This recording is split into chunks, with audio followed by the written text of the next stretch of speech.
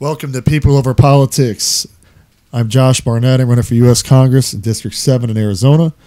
I'm here with my co-host, Chris Woolwine. And Tom Hussey. We got a special guest tonight, and we're going to kind of discuss, wow, there's so much every week. There's so much every week. It's almost like, where do you start? But we can start tonight because Trump had as I had to just got to have another meeting, I was glancing through my Twitter to see what Trump had his conference about. It was about the plasma therapeutic to fight COVID, basically, and he's doing an emergency use type thing on it. He's blaming the FDA for holding things up, which is probably true, because we all know how the FDA operates. So, but that was the newest news, I guess, tonight. But so what'd you want to get started on, Chris? What's going through your head? I see stuff going on. Well, I watched some of the conference, the news conference. He actually said that the FDA wasn't holding this one up; that they had approved the usage of it, and it went pretty smooth. He had a couple of well, they did too, hydroxychloroquine. Then they reneged on it later. Yeah. So well, he had a couple of experts there. Yeah. I guess doctors, and they were saying that they had good results from it, and so they were saying that was something they're putting into play now. This is going. This is not. It's like working well, and we need to use it. No, they're saying that they're going to use this. Yeah. That the FDA has approved it. Yeah. It's a therapeutic that they're going to go forward with. And now, is this supposed to be used as a preventative measure, like early onset type thing, or is this something that can be used if you already have? Wow, I'm going to get intubated. We got to start using this now, or did they say if it was an early onset, like hydroxychloroquine type thing, or? They didn't say. If they did, I didn't hear that part. Yeah. But they did say this. There was a question by one of the reporters. He asked, well, what about a patient that's say, kind of in a no hope situation? Would they have the option to just say, hey, can I just try this now? Can I just be the first one? And it was interesting because no one up there had that answer. Trump was like, that's a good question. We didn't even think about that, and then he asked the two doctors. They're like, we don't know either, basically, so it was, so it's just so much confusion with the whole thing, so, we'll see where it goes. Well, I think that would fall, for me, it would fall into the Right to Try Act. That's what they were talking. That's what they were asking. That would fall directly, hydroxychloroquine or that or anything. We know it's not dangerous for you. At least the hydroxychloroquine, we know it's not dangerous, but it's like it makes you wonder, like, why is this not being used everywhere?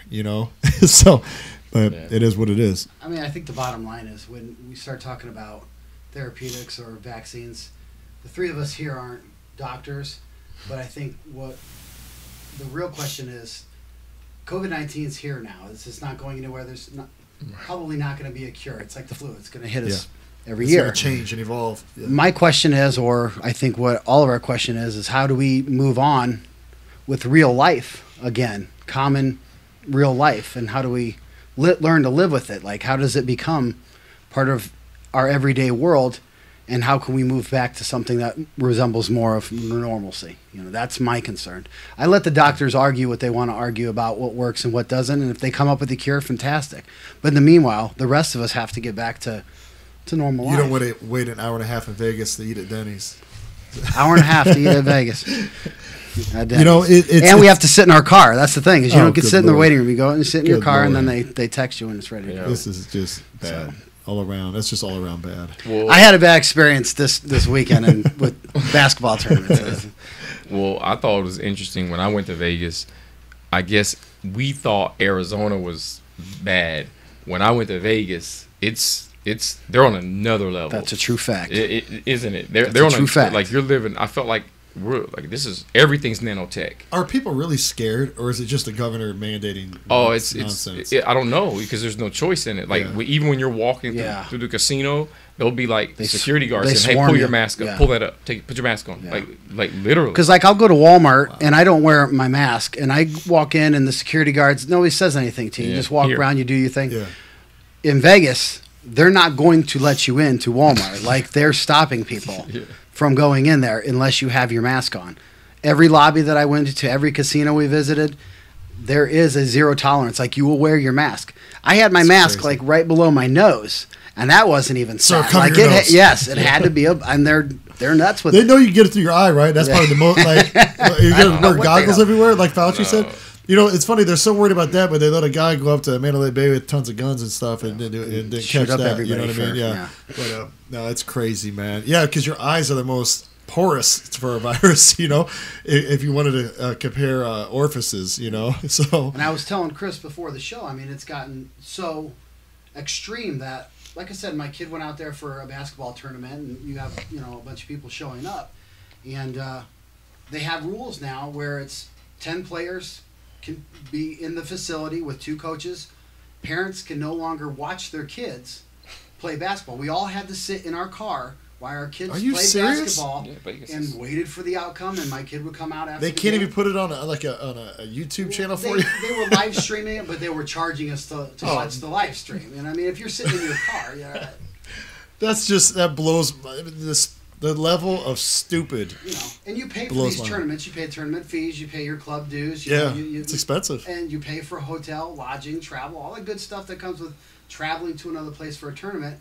To sit in your car and wait for your kid to get done. For something that's 0.02% fatality for people under 70. The flu's 0.1. So it's insane. Like I said, that was my experience in Las Vegas this weekend. So here I was like, oh, what happened? Did you have a good time? Yeah. He's like, well, actually, no. and from what I understand, and the people, because when I was in Vegas, I was telling the people there that I knew, like, man, you guys are way more strict than Arizona. What they were telling me is California is like that, is worse than Vegas. Yeah. I have not been to California. Yeah, they were telling me, they said, man, you go to Cali, like, it's worse. About that, yeah. You know, they still haven't even opened up salons. You know what I mean? Like, people looking ugly there. They got to cover up, man. Oh, man. They got no salons up. They're all looking. They just cover it up. Yeah, like Joe Rogan left. He's moving his show to Texas. He needs to move to Phoenix. What the hell, man? Moving to Texas. You know, I got an opportunity zone for him. It hits me personally, and I know it hits Chris, because we've talked about this a lot of times about, you know, what it means for our kids to play sports and us to watch our kids play. And, you know, when that's taken away from you, now we're talking about losing something on a whole different level. I mean, we only get one opportunity to raise our kids and watch them play. Yeah. And when that's gone, or a whole season's trashed, that's an opportunity not only our kids lose, but that's an opportunity for me to do the thing I like to do the most, which is watch my kid. It pisses me off. It really does. You know? I can't imagine. I can't imagine growing up and not being able to play baseball or basketball or something. It really, honestly, pisses me off because when you know the stats and you know the data and you know the numbers and the reaction that they're implementing, it doesn't make sense. And then to see, you know, especially like those guys, the high school seniors, the college seniors. You know, they're saying, "Oh, we'll let them come back." Who the hell wants to come? Honestly, I want to get out of school. I don't want to stay here another year. But you have the option. But in high school, you don't. They're just like, you're done. And you're like, I just lost. If I would have lost my senior in high school, I would have never went to the state championship. Right. I would have never won a regional. Never. No. You know what I mean? Like I had a great time in high school. You know, as far as sports and stuff, we had some great teams. And, you know, and the counter argument to all this of what we're saying about watching our kids play is, oh, well, you don't care about people that are dying, and you don't care about the old people and you say that about anything. I know, and that's the thing is you can say that about anything. And I know maybe it sounds selfish that I want to watch my kids play, but I just think about all the opportunities going forward if this continues the way it is. If it's a temporary thing, we can all move past it. But if this rolls into 2021, I mean, it will. Really if Joe Biden is president, it will. He's going to put a mandate on a mask that I will never follow, and he can. I won't even say it on here what he can do, but it's not going to happen. I'll tell you right now, the people I know, we're not going to comply with that BS. It's not going to happen. Yeah. You know, because you can't show me data. If you're over 70, stay home then. You know, if you're sick or compromised, stay home. And I think you know, you're right. That's the thing is if you are afraid or if you are compromised or you are older, you have the right to protect yourself and stay home. Nobody's arguing with you. And if you wear a mask, you shouldn't care if I wear one because if you're protected by your mask, right, because it works, you shouldn't care if anybody else wears one. You have a mask on. So the whole argument of everybody has to wear a mask is so weak and just dumb. It's just no common sense behind it. And like I said, in staying with the kid thing, because like I said, that's my biggest frustrating. Personal issue. That frustrates me. Is that online schooling too? Because I not only do my kids go to school online, but I teach online. You know, and I know. I see that I'm giving 15-minute classes now as opposed to hour classes. When do you guys starting back? Are you doing it in person anytime? Or? They're still planning on a September 8th return. See, Bentley starts Monday. Starts tomorrow in person. September but guess what? 8th return is wear a mask all freaking day. Yeah. And I was like, I don't want my kid wearing a mask all day. Yeah. Well, but check this. My daughter, she started Thursday in Florida, right? Uh-huh. You have to wear a mask. I go, well, you have to wear a mask in your class all day? Because I don't want her doing that, And she's like, well, no, we sit her at a desk, we don't have to wear it. And I'm like, okay, well, they had to... right? I was like, getting a headache. None of it makes any sense, I know. Like, where you're going. We're socially distanced in the class, and the desk is spread apart, so we're socially distanced. And I'm like, in my head, I'm like, it doesn't matter. Like... I know. I'm getting a headache. You're living in backwards world. I know how you feel. And I'm like, well, at least they're letting him sit there without a damn mask on, Uh-huh. Check this. So my client, Courtney, her daughter goes to school goes to school in the classroom at the desk, right, with an iPad. All the kids are at their desks with their iPads. Teachers at home or wherever she is, with an assistant, the class assistant in the classroom. Yeah. Teaching them, but the teacher's teaching them on an iPad. Yeah. I'm like, what the hell is going on? Why isn't that teacher's ass in the classroom? Yeah. The assistant's in there. Why isn't she in there? And why are the kids learning on an iPad when the teacher can be there in person? It's ridiculous. I know that at the school district that I'm at, I know some of the kids that have learning disabilities or in the SPED program are actually on campus. Yeah. But the teachers aren't there, but the paraprofessionals are. So I know that situation. But you're right. It's illogical. Where's the teacher at? It's so irrational. And and we can get into teacher unions and what I feel about them, but I almost to the point now I'm so fed up with the teacher unions that I think we should just disband them. I mean, defund everything. Yeah, I mean they if you don't want to work, you should be fired and replaced by somebody who wants to work. And I see these teachers, like, oh, I don't want to go. Well, you're fired. I'll find somebody else to teach, and I'd rather pay this assistant that's here in person, busting her butt, or to try, to help these kids. And you know what I mean? It's very frustrating to see people who, whether nurses or anybody that's considered quote essential, they're all working. Grocery store clerks are putting food out on the shelves, but a teacher can't go to work with the same students every day. It's not like you could cut down the interaction in a school, by doing certain things. You can definitely cut that interaction down.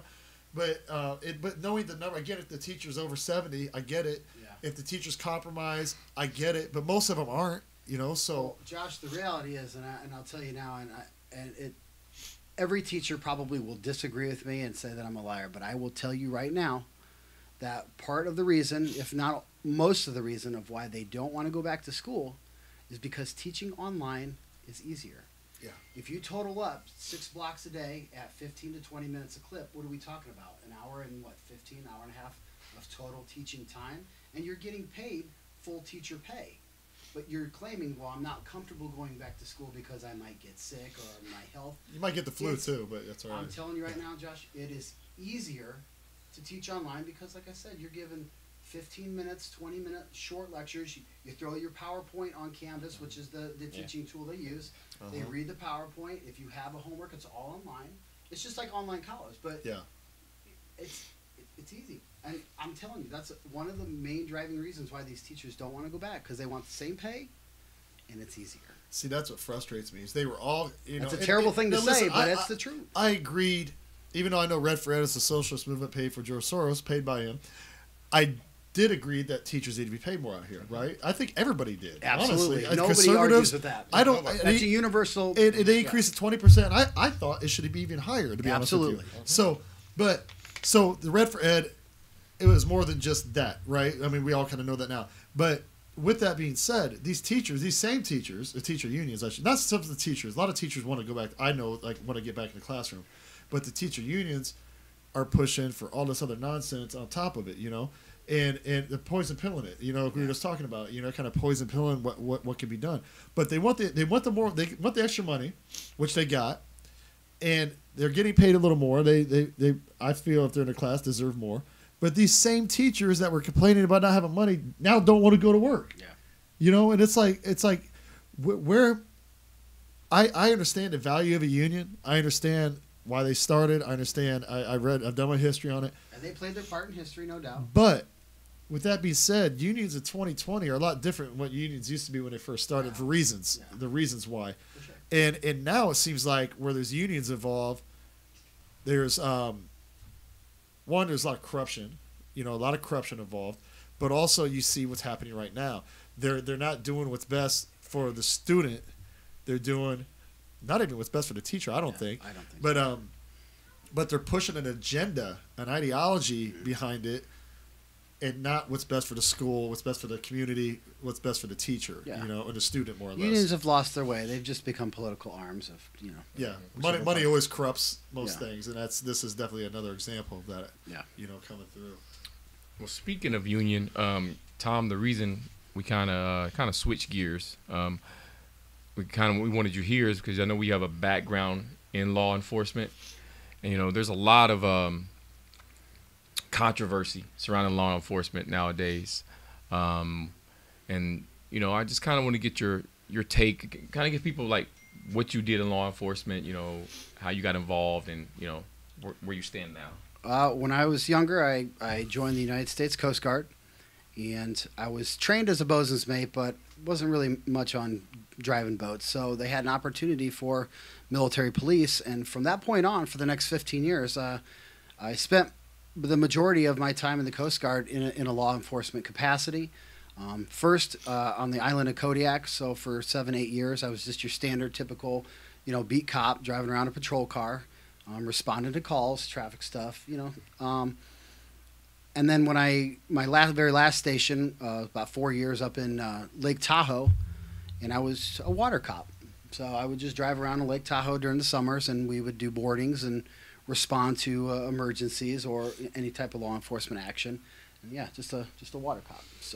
So I know you and I have spoken, several times about, police and the levels of aggression that you've seen.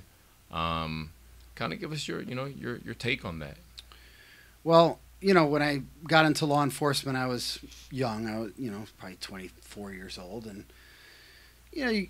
as a 24-year-old, you're a little crazy. You're a little aggressive. I mean, you're in the military, and by nature, that kind of draws those people anyway. And at first, I'd go out after I was qualified, and I'd go out and I'd get a call, and I'd go, and I didn't have the tools to really be able to manage the situation. So I found myself getting into a lot of overly aggressive situations where, I would have to put hands on, take them to the ground, and it's always aggressive. And, for the first couple of weeks, that's really awesome because you get to go out and you get to beat some people up, and it's cool, and you're 24 and you think you're a badass and all this kind of stuff. Yeah. But after a while, that really starts to get tiring. And then you also see, you start questioning yourself, did I really need to beat that guy up? Could I have gotten out of that without... Is there another option? Yeah, could I have gotten out of that without having to put him in a headlock or something? I'm sure there is. Yeah. And I learned this thing. It was a training video called Verbal Judo.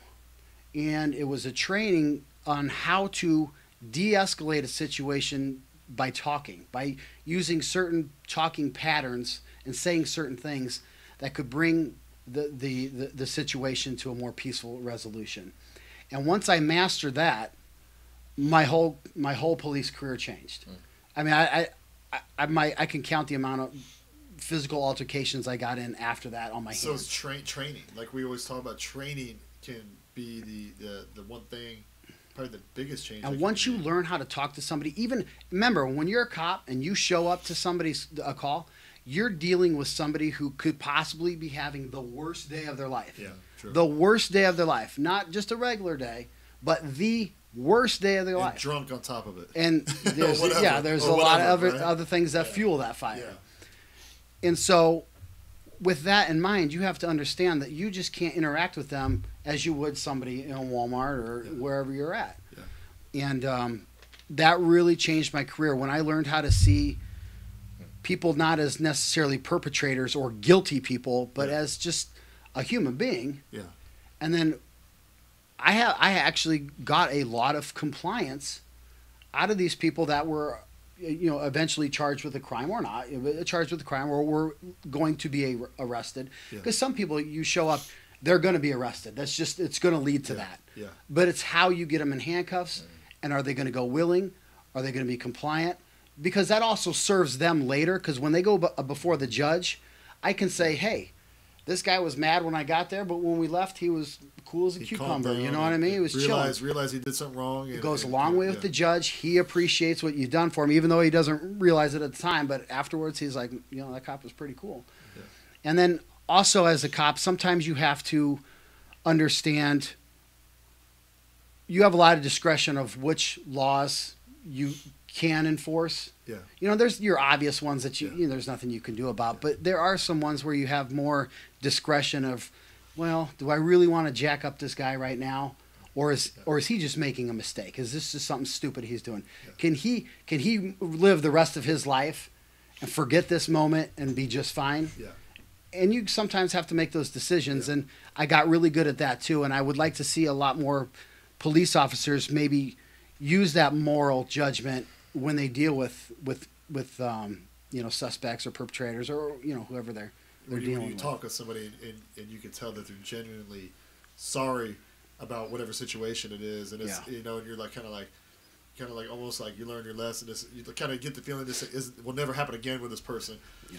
Instead of somebody's trying to argue or fight you about it, then you're kind of like, well, you're just going to do this again. Because nobody wants to see the cops on. And I'll tell you, I don't know if we got time for a story, but I'll tell you a story about what I mean when I say use discretion on when you should jack somebody up and when you shouldn't. So I was out on this old country road headed out to this ski chalet we had in Kodiak, and these guys come blazing by me in this little pickup truck, a little Toyota. I mean, they're going entirely too fast. But I mean, out there's nobody around. I mean, you drive as fast as you want. So I drive up behind them, pull them over, and I walk up on their window. Now, that's the scariest moment in a police officer's life is when you pull somebody over and you walk up to their front window, because at this point you have no idea what to expect. You don't know if they're going to be cool. You don't know if they're going to be not cool. You don't know if it's going to be a little old lady. You don't know if it's going to be a 300-pound man ready to tear your head off. Yeah. You don't know. It's scary. And any cop who tells you they're not afraid is lying to your face. Okay, it gets you. Now you learn to manage it over time. But so I walk up on this car, and there's these two fellas in there, license and registration. And I run both of them, and the driver wanted on a warrant. And the passenger was a recent parolee. Now, they had firearms. Both of them had firearms underneath their seat. They had pistols. Now, in Alaska, that's not incredibly uncommon. But you guys know the rules with felons and parolees. You're not supposed to have, guns on you. Yeah. So I thought, and they were both being very nice to me. They weren't catching attitude. I mean, they knew their goose was cooked. Yeah. So I thought to myself when I was in the car, and I was like, you know what? A lot of times the reason cops get shot is because somebody doesn't want to go back to prison. And when you're in the police academy, you watch countless encounters of cops getting shot, and you hear the reasons why. And a lot of it is because I just don't want to go back to jail. I just don't want to go, no matter what. They just don't want to go back to jail. And so a cop gets shot in the face when he walks up on a traffic stop. And that's how you find most people that have warrants or are breaking patrol is traffic stops. Yeah. So I thought to myself, I'm really glad I didn't get shot in the face. So I walked back up there and I said, listen, this is what I'm going to do for you guys. I was like, I know that you're on parole, so this is what I'm going to do. You have somebody come pick you up right now. He's like, yeah, I can make a call right now. Okay, cool. I was like, you take the guns with you and whoever's picking you up, and you guys get out of here, and I'm going to forget I ever saw you again. Now, the guy with the warrant, there's nothing I can do for him. He's got, he knows, you got to turn him in. So before the state troopers come, because that's who I would usually call to have them locked up, I said, you get out of here, disappear, and you never existed on this. I said, buddy, I'll hook up your friend. I'll get the guns out of here because you don't want to be on a warrant with a gun either. Right.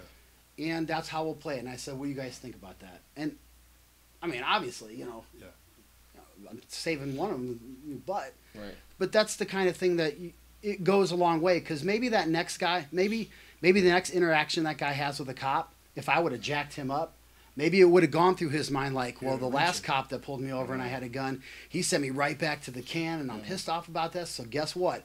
I'm not going back to jail today, so he's getting popped. He's reaching for that gun. And sometimes that's the kind of discretion you got to make when you're a cop, and I would like to see more cops do that rather than just become policy enforcer or revenue agents or stuff like that. Yeah, I was just looking up. Trump put out his second term, things that he wants to achieve in a second term, and one of the section to defend our police, fully fund and hire more police and law enforcement officers, increase criminal penalties for assaults on law enforcement officers, prosecute drive-by shootings as acts of domestic terrorism, bring violent extremist groups like Antifa to justice, end cashless bail, and keep dangerous criminals locked up until trial. That just makes sense on that one. New York's been a disaster since that, but those are all things that he listed out just today for his second term agenda. Now, you know what I would like to see him also do, though? Is give some concessions to the other side, too. That's what I was about to say. Yeah, so, I mean, me and Chris have actually talked about it. No-knock raids, Yes. you know, stuff like that. No-knock raids and over-militarization of the police department and stuff like that. I think he can give some concessions. I agree with you. And I've heard I don't know if it's him necessarily, but I've heard the argument of, well, we had all this stuff just sitting in storage. Was it him? Mm-hmm. I thought I heard, I couldn't remember if it was sitting in storage, so we're just going to give it out because it's just sitting here. And I'm like, yeah, that's probably not a good idea. You know, I don't know. There's no need for it as far as I'm concerned, you know, and that doesn't need to happen. And the no-knock raids, I understand why they try to do it, catch them by surprise type of thing, right? Save evidence. But, that's the primary reason. Yeah, but it's not necessary. Like for example, and I know the whole situation, the Breonna Taylor situation, right? Okay, she knew she was dating a drug dealer. She knew she was in a trap house.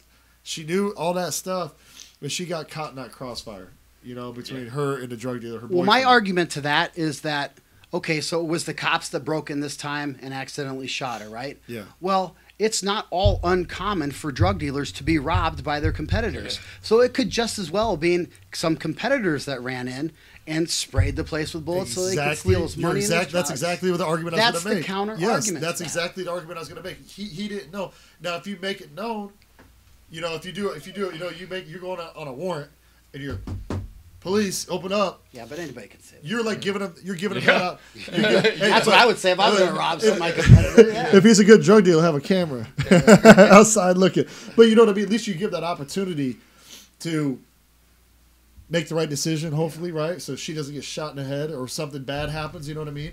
But people are saying, you know, all this stuff, but like, you know, people got to take some accountability for themselves too and personal responsibility because she knew she put herself in a bad situation. Yeah. Potentially someday you're going to be put in a bad situation. And, you know, it's frustrating because you don't want to see that happen to anybody. You don't want to say she had it coming. No, not at all. But could she have avoided the situation by taking personal responsibility? Yes, if you would have said like, hey, I'm dating a drug dealer, you know, I'm in a trap house all the time or hanging out with everybody. The cops could come here and that something could happen, you know. But even regardless of that, I don't like the no-knock. I feel there's too much bloodshed with those, and from the research I've done on it, that there is too many people getting shot on these no-knock warrants for just what you pointed out. Mm-hmm.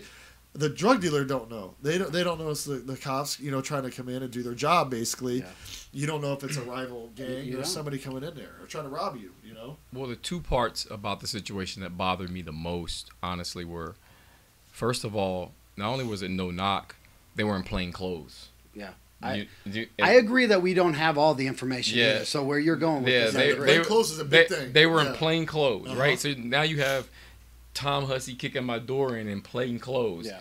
Yep. Like, okay, so they kick the door in, right? Once again, you're in plain clothes. They're not saying police. They don't know who you are. So he shoots at one of them. Yep. They shoot her and kill her. He gets charged with attempted murder of a police officer, and he's still locked up for that. You see what I'm saying? Like, that's the part that really is sketchy to me. Yeah. You're right. You know, it's like, wait a minute. Josh just kicks my door in plain clothes. I shoot at him, and thinking you're protecting yourself, or your girlfriend, and then he shoots my girlfriend, and I get charged with attempted murder on a police officer. Yeah. That's there's too much gray area, and that's why we need to get rid of no knock. So you don't put the cops number one in that position, and you don't put anybody else in that position. You know, in there, and I keep telling the girls, quit dating drug dealers and hanging out the trap house. And you don't want anything bad to happen to you. You know, it's like. And I also think that a lot of people were awoken to this situation, which gives Donald Trump a kind of out for concession because this happened to his buddy, Roger Stone. Yeah. I I mean, Right. you show up with 26 armed guys to this man's house. Lucky He doesn't Roger- even own a gun. Luckily, Roger didn't show up with an AK. And Just start shooting. He didn't be know. dead. But Who thing- knows? but- He'd be dead. But Yeah. things like that, you can send an indictment to his attorney, and his attorney is going to make sure he's at his arraignment. Roger It's already as said easy- that. Him and his attorney said, "Let us know. We'll turn ourselves in tomorrow at 9 a.m. or whatever A time." you lot want." more of this stuff needs to be handled that way. That's Yeah. why we have a legal system. Yeah. That's no, why I we have agree. a I legal agree system. 100%. Use those it. need to go. They need to get rid of it. That's probably going to be at the state level. So maybe we start here in Arizona and say, "Listen, we want these gone in Arizona." Yeah. You know, let's start at the state level because I think it is a state level thing. I think every state would be maybe. I don't know if it has to be a federal type thing because it's not federal police going in and doing this stuff. It's usually SWAT, right, or Phoenix PD, Just local, or SWAT, yeah. right, local Vice police, local squads, state yeah, police, stuff like that. So that would have to be handled, or a constitutional sheriff saying we're not doing this anymore here. In my administration, you know, Jerry Sheridan wins. We're not going to do any part of no-knock warrants in Maricopa County, you know, and he can control that situation. Yeah. So, you know, I haven't talked to Jerry about that. I mean, I'm going to add. Next time I'll see him this week. I'm going to ask him about that. And the other issue that I had about police reform was that sheriffs are elected by the people. Yes. If you don't like the way the sheriff department is managing their business, you can get a new guy, Yes. and the department will change based on who you're electing, who the public thinks is appropriate for this job. But city cops they don't have that kind of elected boss, Yep. so they're not necessarily answerable to the public. Yeah. They can't be held accountable, and I think there needs to be Just some directions kind of the mayor, you know. yeah, That's it. I think there needs to be some kind of civilian oversight of city police departments. Or let the sheriff be the oversight. I think we should only have sheriffs. I do too. You know, I'm glad you said that. Yeah. Stephen Shelby and I just talked about this the other night. There's There not should the even be- Constitution doesn't even allow for anything other than you're right. There should even be a quote police department. Yeah. It should just be the county sheriff County and his jurisdiction. deputies, and Absolutely. that's what the police department is. Because you're right, it's run by somebody who's elected by the people, and that constitutional sheriff has so much power that he can tell the feds to leave. And that's the argument of the sovereign citizens. Yes. When Well, it's a good argument. I mean, it's a legitimate constitutional argument. when I was up in Tahoe, that was one of the major things that they were warning us federal law enforcement about, is that if you stop somebody and it's a sovereign citizen, Yeah. you can expect that they're going to give you hell until you get a sheriff boat out there. Yeah. And I thought, and they were demonizing these guys, Yeah. and I think to myself about the argument, and I was like, well, you know, they're kind of have a point. They're kind of right. Like Yeah. the way that they think is correct. Yeah. So I never, luckily, had to run into a sovereign citizen out on the lake like that. But I had a plan for when I did. And my plan was absolutely not to argue, not to enforce anything. But if they requested a sheriff on scene, I would detain them until a sheriff Yeah. came. And if a sheriff saw fit for them to go, then that was the way I was going to handle that. Yeah. No, well, But, I think that's probably the But I right way thought to that would be the handle most situation. appropriate way to de-escalate a Yeah, for situation. sure. I like agree that. with you. No, that argument is a lot of people have been making that argument. They're like, defund the police, and I'm like, okay, fine, defund the police department, give all the money to the sheriff, and then we'll just deputize all these police. Now you work for the sheriff's department as deputy, as deputies for the sheriff, and now the sheriff will control law enforcement within Maricopa County, whatever county you're in, you know. So I have no problem with that. Yeah. I don't think we should defund anything. We need to reform maybe some stuff, right? Reform some things. But I'd be perfectly okay if that happened. If Yeah. the sheriff took over and basically just absorbed the police department. And I would also see and I don't know how you guys feel about this, but I would like to see police officers be used as more of a reactionary response force than revenue agents. I don't like seeing. That's the main thing I think people have a problem with. I don't like seeing law enforcement being used to generate income for the state or the city. I think that's wrong too, and that's a Quotas, hit their bad. quotas. That's a Yeah. bad spot to put a cop in. And most cops hate that too. Yeah, they At don't- least the ones I talk, I don't like hit. I got to do this many of this, and you're right. It shouldn't be. It should not be a. Yeah. A And that revenue includes generating. all law prevention stuff like red light cameras, speed traps on the highway, Yep. stuff. Intersection cameras. I don't like that kind of stuff. I think it's a violation of privacy. Number one, Yeah. even though they're in public spaces, it's Orwellian to me and it's creepy. Yep. But obviously, it doesn't prevent crime. It just captures a crime if it's committed, so you can capitalize on the revenue that you're going to find that person. Yeah. So Well, the It's a lot. That's a lot to unpack. Yeah, that's a show. Right. First things first is it's going to be tough to institute some of those things, even though they make sense because of police unions. We're back to the union thing again. You know, just gonna mention that, yeah. And the other part about it is that's tough is that, okay, this is where politics get in the way of just good common sense, right? Because what you said is concession on the other side, right? Yeah. Because of the way things are right now, it's basically what we're doing right now is even rare. Yeah. Because I'm an independent. I lean conservative. Yep. You're Republican. You're Republican, right? I'm libertarian. Libertarian. Okay. He's a conservatarian. Yeah. Okay. Either way. Yeah. Well, the point being is that it's usually if you're Republican, you're all in on the blue. If you're a Democrat, it's defund the police. Yeah. You see what I'm saying? So even in the sense of what Trump said, it's hard to give concessions because people are so stonewalled on one side or the other of the situation. Compromise is a bad word. Exactly. It's a bad word. So it's like this, right? Because when you read that, the first thing that came to my mind was, okay, that's good, but if a police officer assaults a citizen too, and what are we going to do with that? Because that goes on all the time too. They need to be reprimanded. Probably more. You know what I mean? Just like you said, in your early days, it was, I'm gonna rough a guy up, and just think about how much that goes on, and that's not a color thing. Just think how much that goes on across America every single day with young cops thrown out there on the beat, rough some guy up because of lack of training, and then now that like you said that's a ripple effect. Yeah. Now that guy's like, fuck a cop. You know what I mean? They put all cops in one boat. And that happens all the time. All the time. And I told Chris about this a long time ago, but when I went to my police academy, so for Coast Guard cops, we went to, it's called FLETC, Federal Law Enforcement Training Center. Yeah. It's down in Glencoe. Bureau of Police goes there, FBI, Capitol Police. They all go to this place. It's gigantic, right? And in our day, we would start our day with our PT, our defensive tactics, whatever they call it. And that was 2 hours a day of learning how to fight, getting in shape too, but just learning how to fight, beating each other up, 2 hours every single day to start your day. Then we'd hit the bus and go over to the firing range, and we would fire our guns for another 2 hours a day. So that's 4 hours right there. Then we'd hit lunchtime, and then we go for some kind of schooling training for maybe another hour and a half, 2 hours afterwards. But for a 4 hour block, the majority of our day, we are learning how to injure other people. Fight and shoot. And that's it. And the motto at the Defensive Tactics Center at FLETC was violence rules the day. They had in big letters above the beat up room. For the police. Yeah. Violence rules the day. And of course, I laugh because it's ridiculous. And to ingrain that in you, they show you those films over and over and over again about cops getting killed, getting shot, getting beat up. To scare you, to make you on a defense. Because fear, like we're going through right now, fear is a major tool to convince somebody to do something. And so that was my experience at FLETC. So think about how many people have gone through that school who are just brainwashed into thinking, I need to kick ass. Well, that comes back to, I've always said to me, from the other guys I've spoken with, is training, reform training, ideas, concepts, de-escalation, all that stuff has to be number one.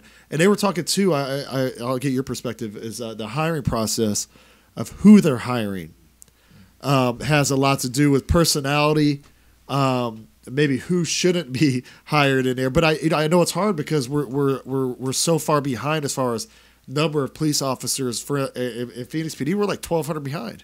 So they need people to work, but you can't be too picky. But we can't be letting people in there with that Napoleon complex or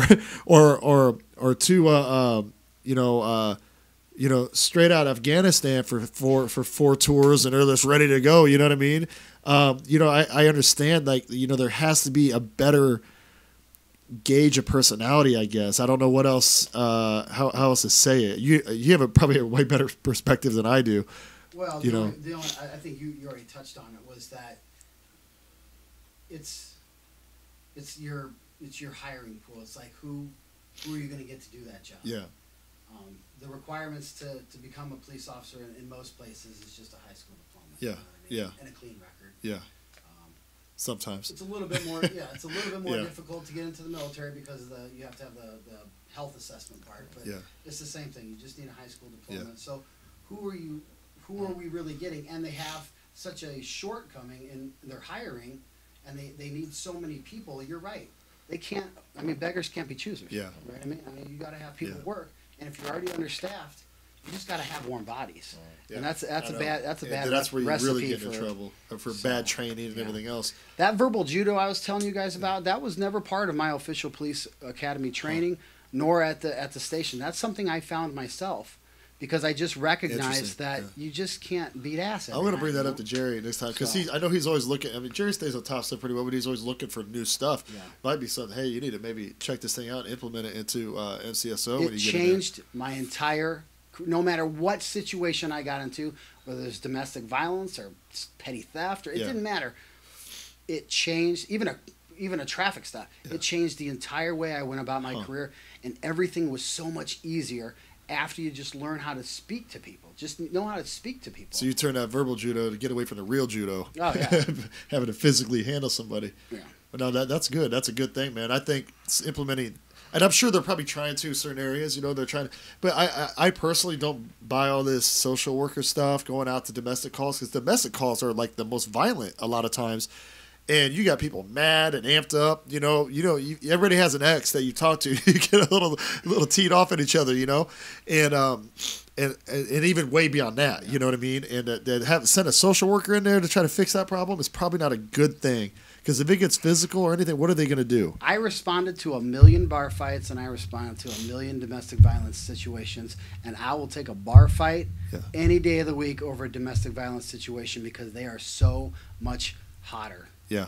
And that's a situation. That emotional charge is so much more. Lord. Yeah. I mean, you get two drunks fighting at a bar, they're probably going to be friends the next day. But you get a man, and they have to, and they usually go back together after you split them up and everything has happened, and then you're responding next weekend. So, you have to, you can't be, a cop can't go into that situation himself hot. Yeah. You really, at that point, need to know how to speak. Yeah. And draw back on your own experiences with your own spouses and girlfriends, and understand, there's a reason this guy got mad. Now, what he did probably wasn't appropriate, or what she did probably wasn't appropriate, but you have to understand the nature of those types of calls. And learn how to talk to people. I could see a social worker accompanying a police officer potentially. I think that's not a terrible idea. But my problem with that is, because I thought that kind of makes sense, right? But I thought about now, if I'm the cop, I got to worry about not myself now. I got to worry about this person now, and the two people that I'm talking with. And it brings another person into the element that you have to worry about now. So that kind of deters that idea for me, Well, let me ask you guys this. Maybe more training, flat out more training. Do you guys think domestic violence or just domestic disturbance? Because a lot of times we got domestic disturbance call. It doesn't always necessarily mean it's violence. Yeah. They could just be throwing plates at each other. Punched the wall or something. We get a call. But do you guys think that like domestic disturbances or disputes between spouses should be handled criminally, or do you think they should be referred to more of a social system type mediation? Because landing a charge for getting an argument with a woman that you're going to be spending the next 10 years with, I mean, that's how can that be better managed? I don't know. What do you guys think? I think it can. For me personally, I don't think it should be a criminal thing unless somebody's beating someone's head in. I think if it's something like that, to me, I would go with I'd lean social. But I'm the conservatarian in me leaning that direction too, because I think what we've been doing doesn't work or hasn't been working. So it's time to do something different. Well, it's because the laws have got so strict. Literally, Tom could be in a situation where he's at his home and gets locked out from, say, his spouse or girlfriend or whatever. And if he kicks his own door in, it's domestic violence. Mm-hmm. You know what I mean? That's literally. That's ridiculous. Yeah, that's where. Law. But that's where the law is. Here's the thing with the social worker thing, because I think you're right in that way. Here's what I'm afraid of, because when I first heard that, I was just thinking, under what circumstance would that work? And I think we're thinking in the terms of America now, right? We're like, that's not gonna work. You send a social worker out there, it's not gonna work. They're gonna, but if we start talking about the model that's just becoming apparent that they're wanting for America, You know where that works? In a social society, when you have social credit, like China has right now. And if you get enough calls to your house, all of a sudden you have this social credit. Oh, he's had this many calls to his house for. Well, you know what? Now he can't board the plane. Yeah. Now he can't do this or he can't do that. We could equate that to criminal. You know, but so I mean, I was just about to say, like, kind of what you said is that if you get social workers involved, guess what?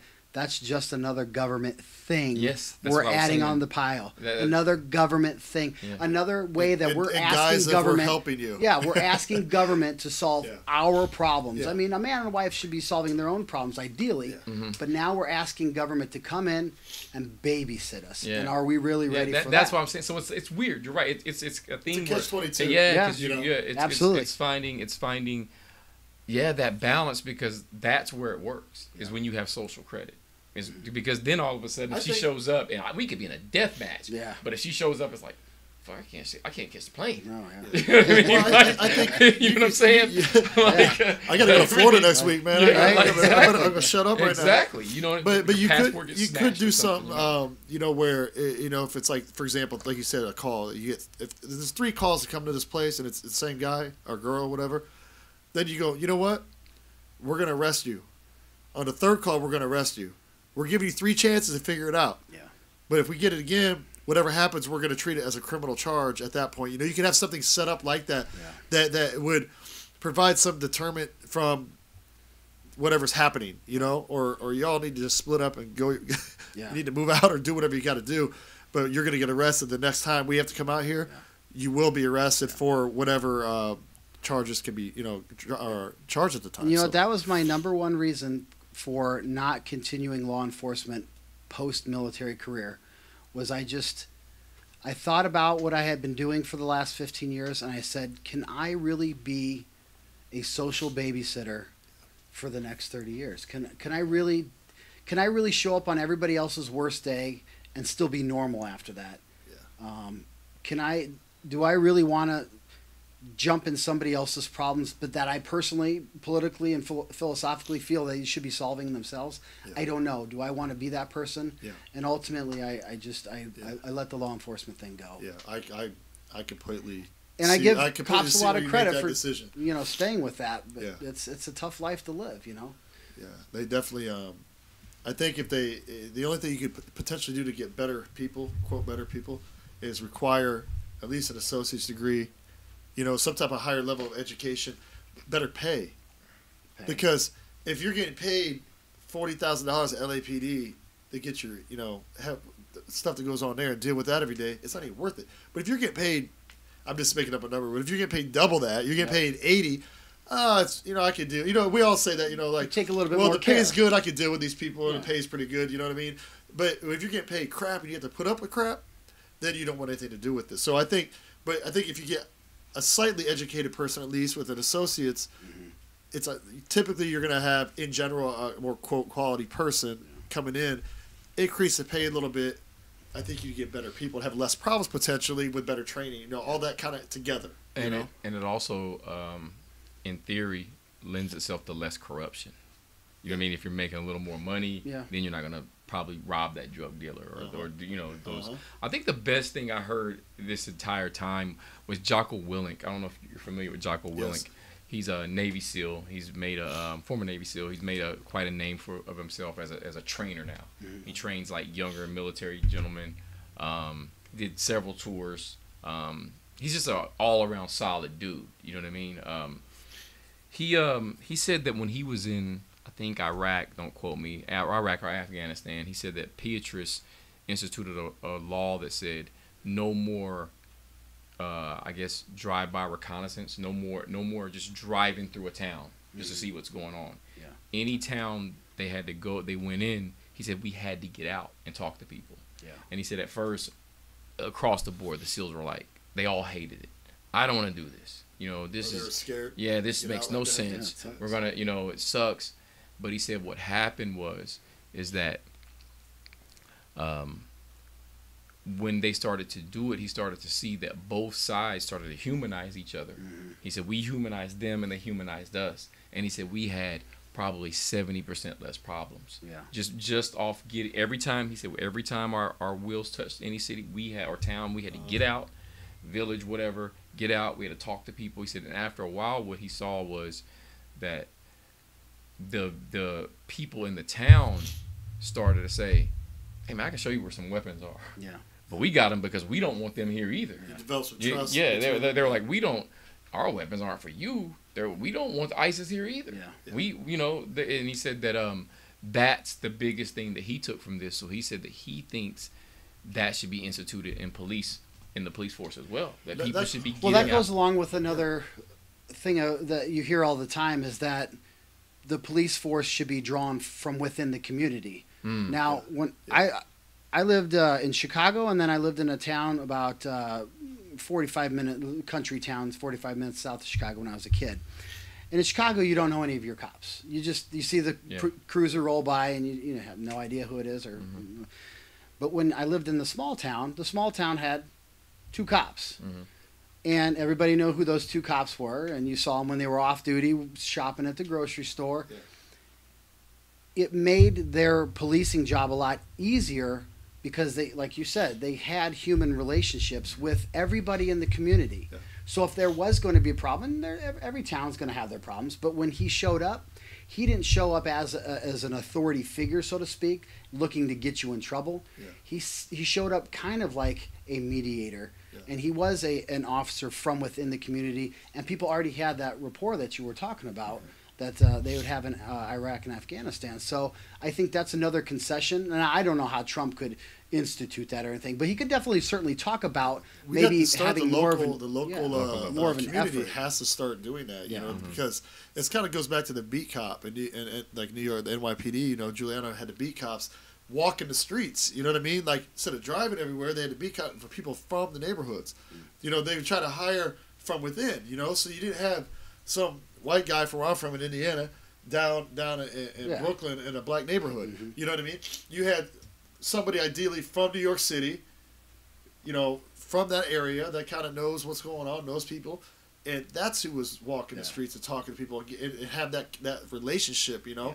I think there's a lot to that. I'm not saying that a black cop can't be a cop in a white neighborhood or anything like that. I'm saying in general, I think that really helps that people understand they have a better understanding outlook of the culture of the people in that neighborhood. Yeah, they know who they're policing. Yeah, for sure. Well, I think that's a great example because even with that, with Giuliani, with the stop and frisk thing, it worked. Yeah. It crime went down drastically. Now, where it goes too far, like you said, is with the bad training is as the program continued, then they started going overboard. You know what I mean? It became more than just stop and frisk. It started once Bloomberg came in, especially. It went to let's just start pulling people over randomly. You know what I mean? That's when the whole profiling thing. Yeah, let's just and that's where the training thing comes into play again. Of okay, we're gonna do things this way. This is but when violence rules the day, then all of a sudden it goes too far. And Giuliani, he said that exact same thing. He goes, what Bloomberg should have done is this. You know, is training people. You don't just go out after. You're not going after people. Yeah. You're active in the community. If you see something, you handle it. Yeah. But you're not looking for it. Yeah. You're not finding a crime. Yeah. Right. You happen to just see it because you're in the neighborhood. You know what I mean? You're not like. There's a difference between profiling somebody and following somebody. Maybe they're illegal. You know what I mean? Yeah. Like, and we all know, like most illegals that come here don't look like me, right? I mean, or like Tom.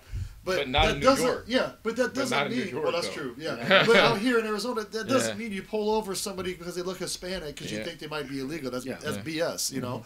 And God bless Sheriff Joe, but that was a big mistake. And I understand smart police work. There is a little profiling. I guess you could say it's smart police work, right? Because like I remember when I was young, I was like 19 years old, and I was in L.A. My dad, and my brother, we were in L.A. I was at my brother was looking to transfer to a JC to play football out there. And he was at Ball State and went out there, and we got lost. And then I saw like Crenshaw Boulevard, and I was like, oh, And my dad gets out to get gas. We ain't seen, you've seen a certain type of person for like the last 10 minutes driving, right? Yeah. So dad gets out, puts gas, a cop pulls up, lady cop, and a black cop and a Hispanic lady cop pull up and go, you guys lost? We're like, yep. And they're like, get in your car, lock your doors, roll up your windows, just follow us out, we'll get you to the freeway. All right. Yeah. And I remember distinctly saying, I was laughing because I told my dad, we just got racial profile, man. Thank goodness, Yeah. But normally when that happens, it's not a good thing. And it actually turns out very bad for people, and it needs to be controlled. Almost all police officers from all racial groups have preconceived notions of what they can expect when they show up to a certain area or call. And that actually was illustrated when I was in the police academy, because we had a couple cadets that were African American, and the instructor was talking about racial profiling. He's like, okay, well, here's the question. You're in a college town and you show up to a frat party and there's a bunch of drunken white kids acting like asses. I mean, are you really going to be, how are you going to feel about it? I mean, is it really going to bother you too much, or are you just doing cleanup? Now, you're in a predominantly black neighborhood and you pull over a car that's got 4 black males in it with tinted out windows. Now, how do you feel about approaching that car? And I mean, even the African American cadets were like, well, I'm going to be, And so it is a part of our natural everyday being, of just who we are and how we prepare ourselves for what we can expect. And it's part of being safe. But you're right. You have to pay attention to it if it's going to be in your psyche. Well, that all comes down, again, like you said, discretion. So you might go in thinking, okay, I got to be very careful with this car because I see 4 people in it. They're black tenant. Well, I'm in a bad neighborhood. It's got rims on it. Yeah, right. They're bumping music from Biggie or whatever, and you're like, I'm approaching this car. I don't know what's going on in here, and you're being very careful and safe. But then you realize, oh, it's just some young kids just out screwing around. You know what I mean? But a lot of times that doesn't happen. Yeah. A lot of times that doesn't happen. They overstep their boundaries. And that's what the people are mad about.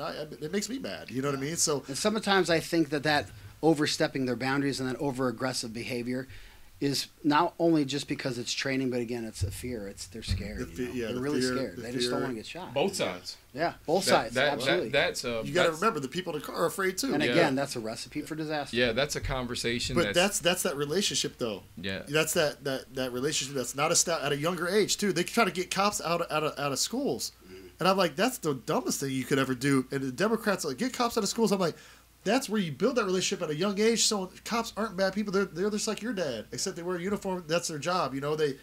They shop at grocery stores. They go pick up milk for their wife or whatever.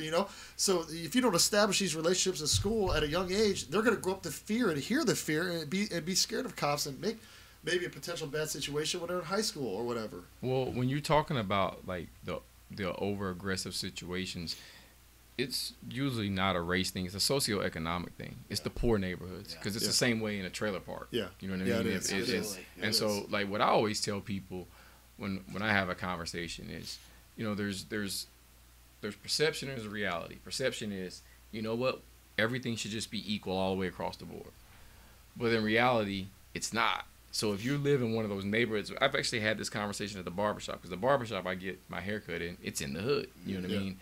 And so when we've had these conversations, and I tell them, bro, you're better off just overdoing it. Yeah. You're better off just saying, because I do it. Yeah. When I get pulled over, I say, hey, listen, man, I'm about to reach in my glove compartment. I don't do it before. I don't do it with, as he's walking up. I don't go and start. I put my hands on it. I say, hey, listen, I'm about to reach in my glove compartment and get my registration and my license, okay?